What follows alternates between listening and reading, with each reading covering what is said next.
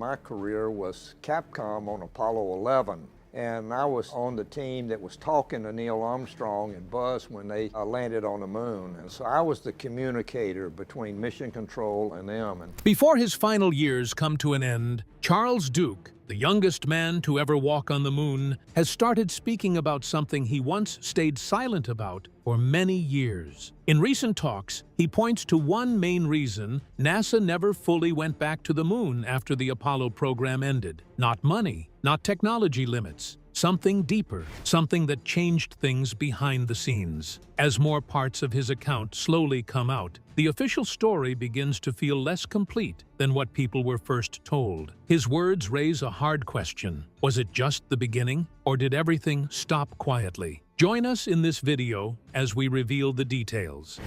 Charles Duke names the one reason NASA never returned to the moon. Charles Duke was known as a careful and disciplined man, someone who paid close attention to detail and spoke with clarity. He had a background as a test pilot and had also worked closely with systems tied to space navigation before joining NASA. By the time he became part of Apollo 16, he was already trusted as someone who could observe, think clearly, and report only what he truly saw. During the mission, Duke and John Young landed in a region known as the Descartes Highlands. This area of the moon was rough, dry, and filled with dust that behaved in ways very different from anything found on Earth. The ground was covered in a fine, powder-like layer that clung to everything. Every step kicked it up, and it slowly settled again in the still, airless environment. The place felt empty, quiet, and still, almost beyond normal human understanding. At first, everything appeared to follow the expected routine. The astronauts carried out their tasks step by step. They collected samples, drove the lunar rover across the surface, and followed the schedule set by Mission Control. Their movements were careful, their communication steady, and their focus remained on completing the mission exactly as planned. From the outside, it all looked controlled and successful. However, as time passed, small and strange details began to stand out. These were not dramatic events at first. They were subtle, almost easy to ignore. Duke noticed changes in how the light appeared on the surface. The moon, which should reflect sunlight in a simple and predictable way, sometimes showed colors that did not seem to belong there. Instead of just white or gray, there were moments when faint hints of blue or purple seemed to appear and then shift. It was not constant, and it was not easy to explain. Along with the changes in light, there were also unusual sensations that both men experienced. At times, they became aware of sounds that did not seem to come from their equipment. These were not loud or clear noises, but more like tones or faint vibrations. In a place where there is no air, sound should not travel in the normal way. Yet, the feeling of hearing something, even something very slight, was present. When they compared notes, both men realized they were noticing similar things, which made the experience harder to dismiss. Another detail that stood out was the way time seemed to behave. Tasks that should have taken only a few minutes sometimes felt longer, while longer periods seemed to pass quickly without warning. The mission clock continued as expected, but their personal sense of time did not always match it. This created a quiet sense of confusion, something that stayed in the background as they worked. Beyond these physical observations, there was also one deeper feeling that both men shared but did not immediately speak about. It was a sense that they were not completely alone, even though they knew, logically, that they were the only humans present on the moon at that moment. The feeling was not aggressive or threatening. It was more like a quiet awareness, as if something unseen was simply there, observing without interference. Then I look up and there's the TV camera pointed right at me, and Mission Control had seen this stupid stunt. Inside the lunar module, away from the open surface, they compared what they had noticed. The strange light, the faint sounds, the shifting sense of time, and the feeling of being watched all became part of a shared understanding between them.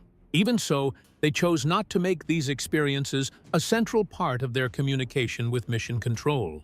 The focus remained on completing the mission safely and successfully. In the official record, the mission remained a success. Tasks were completed, samples were collected, and the astronauts returned to Earth without any major reported issues. The details that did not fit easily into known explanations stayed in the background, unspoken and largely unexamined. Over time, these small but unusual moments became part of a larger question, one that would only grow as more details were considered and remembered. If those quiet but strange moments stayed in the background during the mission, then what exactly did Charles Duke and John Young come across later on the surface that turned a routine exploration into something far more difficult to explain? Let's delve deeper.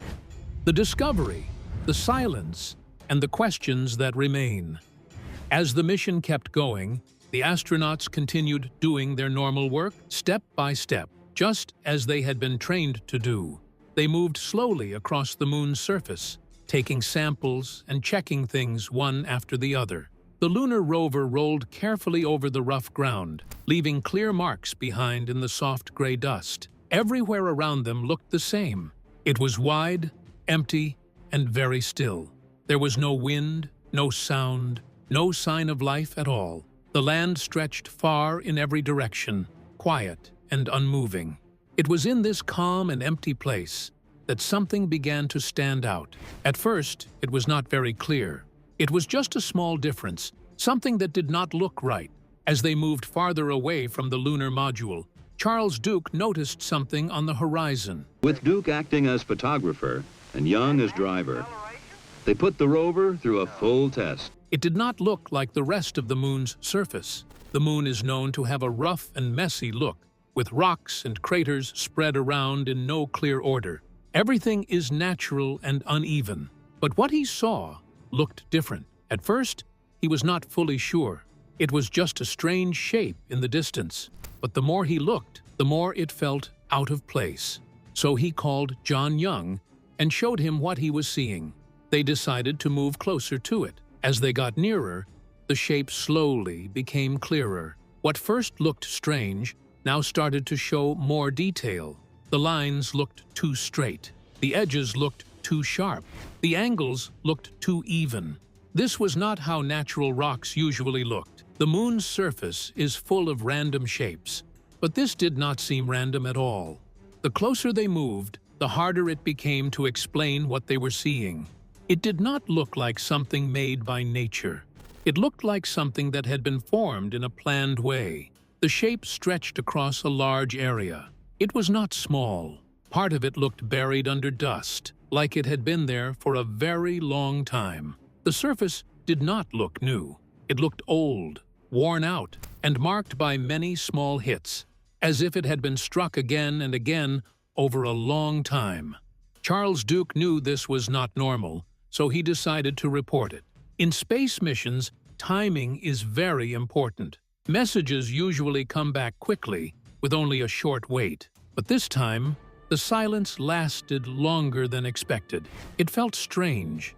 They waited and listened, but nothing came back right away. The delay stood out because it was not normal. When the reply finally came, it was short and simple. The message told them to keep going with their planned work. There were no extra questions. There was no surprise in the voice. There was no request to look closer or study it more. It was just a calm instruction to continue the mission as planned. Even though they were told to move on, they did not ignore what they had seen. They used the time they had to take pictures. They took many photos from different angles. Some were close, and some were taken from farther away, so the shape could be seen in the wider area. They wanted to record it as clearly as possible. After that, they went back to their normal duties and continued the mission. After they returned to Earth, questions began to come up about those pictures. People wanted to see them, but the images were not shared widely. Different reasons were given at different times. Some said the images were kept secret. Some said they were lost. Others said they were not clear enough to show. The shape they described also raised more questions. It looked very old. The marks on it suggested it had been there for a long time, maybe even longer than anything humans have ever built. This idea made people wonder. If it was real, then where did it come from?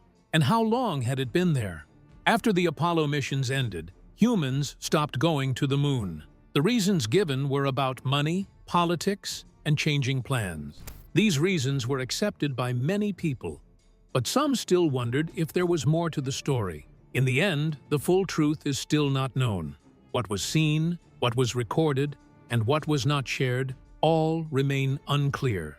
If those strange experiences raised quiet doubts during the mission, then how did the words and later reflections of Charles Duke and the other astronauts begin to shape a much bigger question about why everything suddenly stopped? Let's find out. The astronauts, their words, and the questions behind the silence.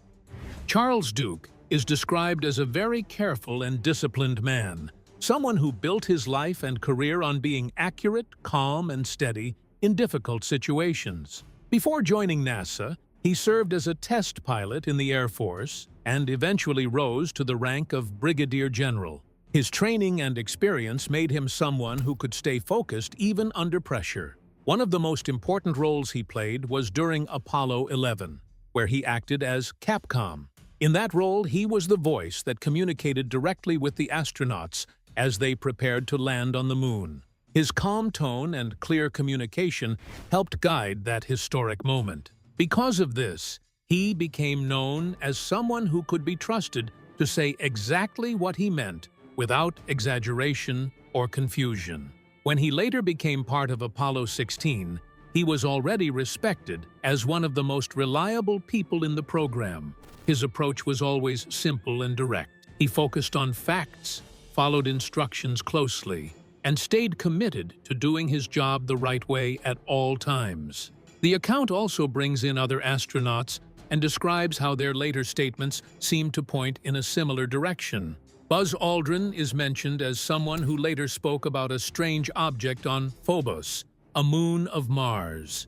He did not treat it like a joke, but instead spoke about it seriously, suggesting that it should be studied more closely. Edgar Mitchell is described as someone who, in his later years, spoke openly about the idea that life beyond Earth exists and that governments may already know more than they have shared. He repeated this idea more than once, speaking in a calm and steady way that made it clear he believed what he was saying. Al Worden is also included, with the claim that he believed humans may not have started on Earth alone, but could have some connection to beings from elsewhere. These men are all described as highly trained and carefully selected individuals. They were not random people, but experts in their fields, trusted with some of the most important missions in history. The account suggests that because these statements came from different people, at different times, and after their active careers, they form a pattern that is difficult to ignore. When it comes to why humans stopped going to the moon, the account explains that the official reason is well known. After Apollo 17, funding became limited, political focus changed, and public interest slowly dropped. These reasons are widely accepted and have been discussed for many years. However, the account presents another idea alongside this. It suggests that during the missions, astronauts may have come across things that raised questions which were not easy to answer. These questions, according to the narrative, may have made leaders uncomfortable or unsure about how to respond. Even though the technology and skills existed to continue exploring the moon, the missions stopped completely instead of slowly reducing over time. This sudden stop is described as something that does not fully match the usual pattern of how large programs end, which leads to further questions. In the end, the account presents an overall interpretation that tries to connect all of these points together.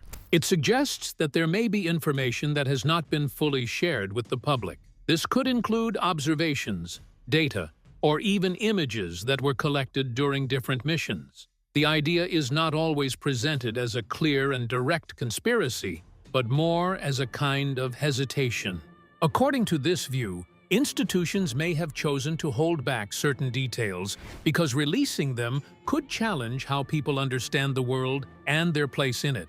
At the same time, it is also clearly stated that these claims have not been proven with solid evidence. There are no confirmed records or scientific findings that support them in an official way.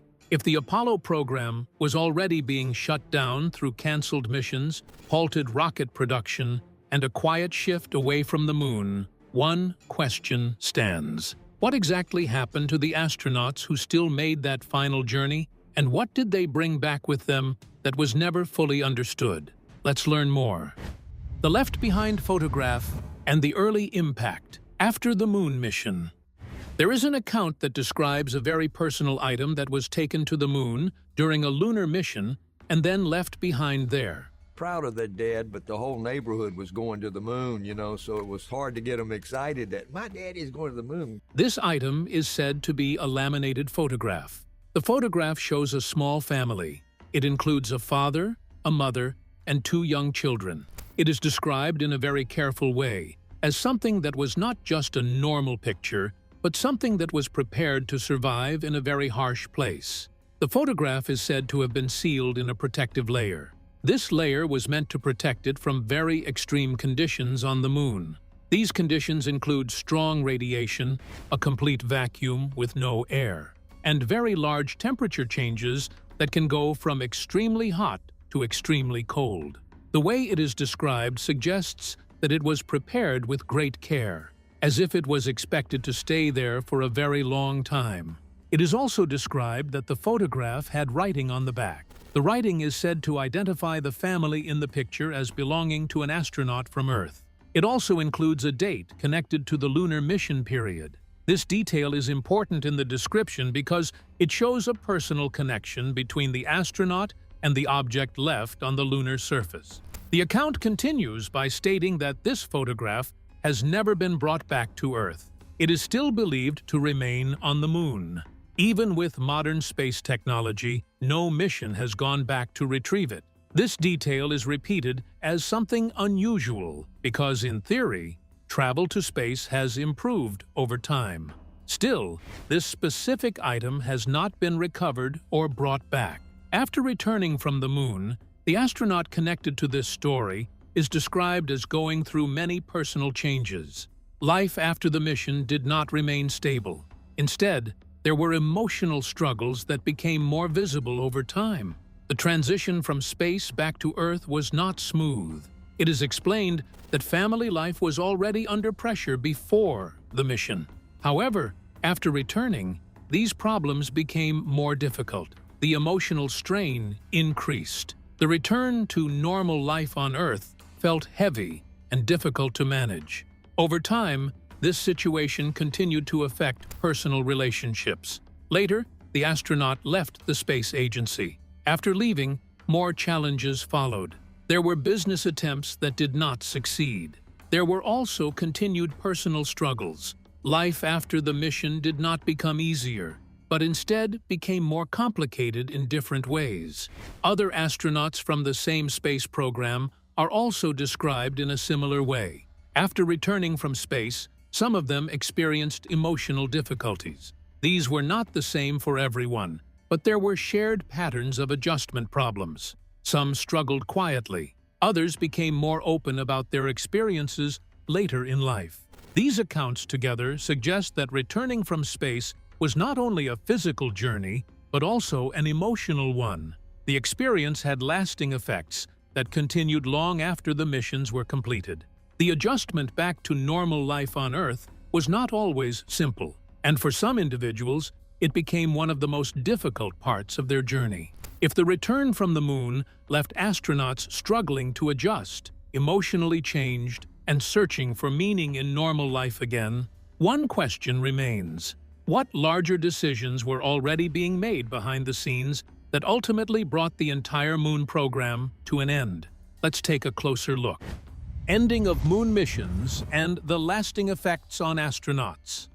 Before the final lunar missions took place, the program that supported them was already changing direction. Several planned missions were canceled before they could be launched. I said, well, you got it all wrong. I went to the moon. He said, well, I have irrefutable proof that you didn't go to the moon.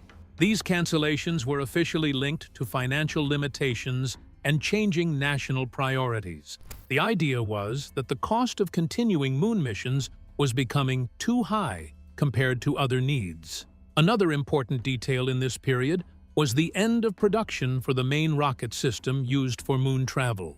The Saturn V rocket production line was shut down years before the last moon mission. This meant that once it ended, rebuilding the system later would not be simple. It would require starting again from the beginning, since the equipment and production structure no longer existed.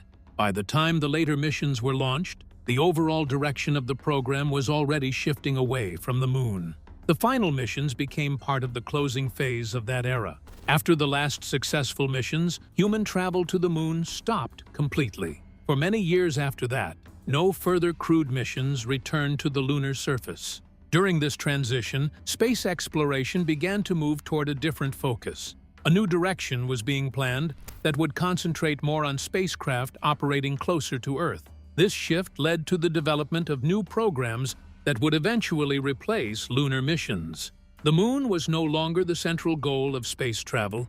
At the same time, the people who had taken part in the lunar missions experienced strong personal effects. Many astronauts described emotional and psychological changes after returning to Earth. These changes were different for each person, but they were noticeable in several cases. Some individuals experienced sadness and difficulty adjusting to normal life. Others went through periods of emotional struggle. A few turned toward new personal paths, such as spiritual reflection or creative work. Some focused on painting, using art to express what they had experienced in space. Others explored deeper questions about life and human existence. There were also cases where astronauts developed new ways of thinking about life after seeing Earth from space. From the moon, Earth appears very small and distant. This view changed how many astronauts understood the world. It created a strong emotional impression that stayed with them after they returned. However, returning to everyday life was not always easy. The difference between space and Earth created a kind of mental gap. Some astronauts found it difficult to adjust to normal routines again. This made the return journey just as important emotionally as the mission itself. Over time, these combined experiences show that the end of the moon missions was not only a technical or financial decision, it also marked the end of a powerful human experience that affected many people deeply, both during and after their time in space. What kind of training, preparation, and extreme conditioning shaped astronauts like Charles Duke long before they ever stepped onto the moon? Stay tuned for more. Training, preparation, and the long road to the moon.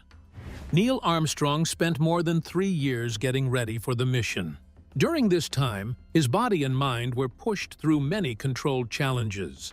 One important part of his training was learning how to move in conditions that would feel very different from Earth. To do this, he was placed in special harness systems that held him at angles while he practiced walking movements. These exercises were designed to copy the feeling of low gravity. He had to move slowly, carefully, and with great control, almost like learning to walk all over again in a different way. His daily life during training was also controlled in a strict manner. His food intake was planned carefully, and his sleep schedule was regulated to match what life in space would be like. He was given meals that could last in space, including food that had been dried and packed tightly. These meals were simple and practical, such as meat and vegetables that had been processed so they could be stored for long periods without spoiling. Everything about his routine was designed to prepare him for a very different kind of environment far away from Earth. Alongside physical preparation, there was also survival training. This part of the program placed astronauts in many difficult environments on Earth. They trained in deserts where water was limited and heat was strong. They trained in thick forest areas where movement was difficult and visibility was low. They trained in open ocean conditions where survival depended on calm thinking and patience. They also trained in very cold regions like Antarctica, where the weather could be harsh and unpredictable. In earlier training methods, the approach was very direct and simple.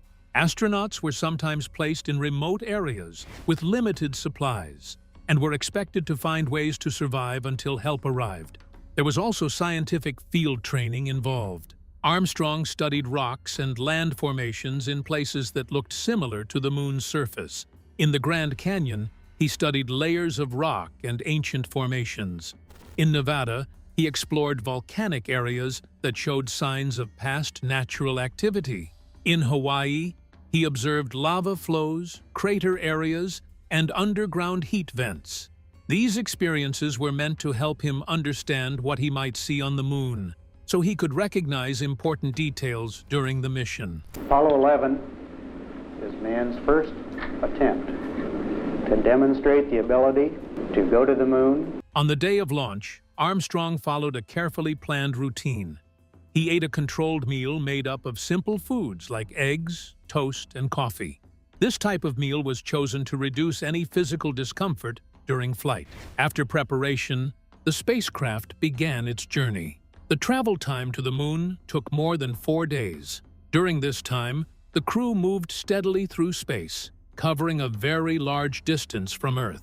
The landing site was selected carefully in advance. It was chosen because the surface appeared smooth and safe compared to other areas. As the spacecraft approached the moon, Armstrong had to take manual control for a short time. He adjusted the direction to avoid dangerous areas on the surface. After careful movement and slow positioning, the spacecraft finally touched down safely. This marked the end of a long journey and the beginning of direct human contact with another world. After all the intense preparation and careful training that took astronauts like Charles Duke to the moon, what exactly happened when humans finally landed? Keep watching for more. Lunar surface activity, return journey, and aftermath. After landing on the moon, the next stage of the mission began. The astronauts prepared to step outside the spacecraft and explore the surface.